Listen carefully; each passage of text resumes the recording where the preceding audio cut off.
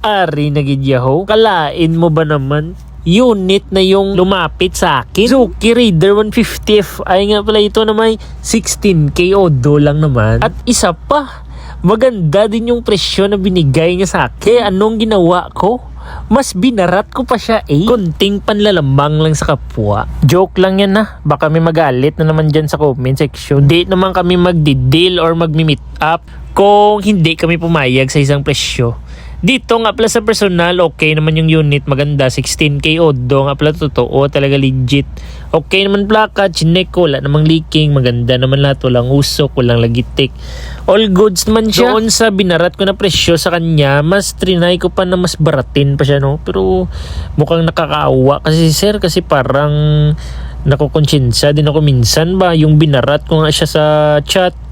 Yung mura na nga yung presyo niya, tapos binarat ko pa, tapos dito sa personal babaratin ko pa din, parang hindi na din yun patas ba, baka masobrahan na tayo sa gaba.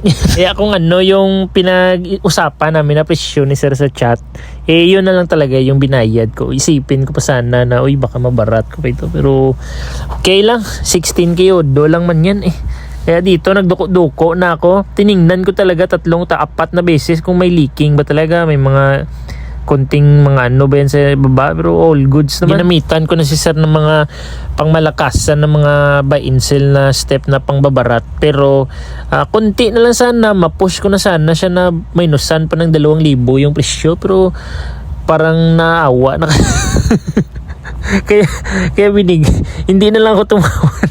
Mura na kasi, babaratin ko pa. Pawi lang ako sa sunod. Maganda pa naman kasi yung unit niya, tapos sobrang barat ko na talaga, baka ano pang masabi niya. Alam niya ba yung TikTok ko? Siya ba mismo pumunta sa Facebook ko at nag-message na ibenta niya yung unit niya. Kaya hindi ko na siya masyado minarat para baka sa sunod ma-recommend niya pa ako sa mga kilala niya. Maganda kausap si sir, maganda dahil diretso straight to the point talaga. Binayaran ko na agad si sir, nagpirmahan agad kami ng mga acknowledgement, receipt, mga Xerox niya, ganun-ganun. Lahat ng mga papeles ng mga pwede. Kaya kung may binibenta ka dyan na unit, na mga rush, na mga motor, i-PM nyo na ako ha, dahil bilhin ko na yan sa inyo ha. Baka kayo na yung sasunod ko na babaratin ba. Sige na, wag na kayong mahiya. Babaratin ko talaga kayo. Pero sakto lang hindi man ako mapahiya sa inyo. Kasi pag alam nyo ako, pag kilala nyo yung Facebook, TikTok ko, sakto lang yung barat ko para hindi kayo masyado makabash sa akin ba. Hindi katulad sa kung hindi ko kilala yung binabarat ko, binabarat ko talaga siya na parang uwi siya na luwaan. Kaya wag na kayong mahiya, ibenta nyo na yung mga unit nyo sa akin, dahil promise yung motor nyo will be in good hands. Alagaan yan ng next owner ba.